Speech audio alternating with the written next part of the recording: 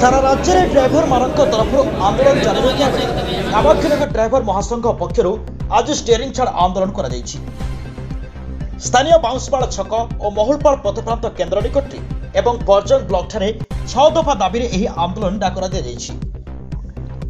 Auto driver मानक Odisha motor transport driver board रे सामिल करने को मंच दाबी करिछि। एथिसह जनसाधारण आक्रोश शिकार होता ड्राइवर समाज सुरक्षा पर एक स्वतंत्र आईन, वृत्तिगत ड्राइवर को 60 वर्ष बयस पर स्वतंत्र भत्ता प्रदान, गाड़ीगुड़िक पार्किंग और ड्राइवर मान विश्राम पार्किंग सह विश्रामागार एवं शौचालय व्यवस्था और सेप्टेम्बर 1 को जातीय ड्राइवर दिवस रूपे घोषणा करने दाबी रही।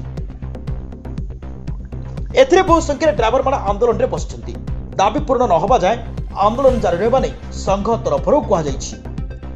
कामाक्षीनगर प्रकाश कुमार पात्र रिपोर्ट, द न्यूज टुडे।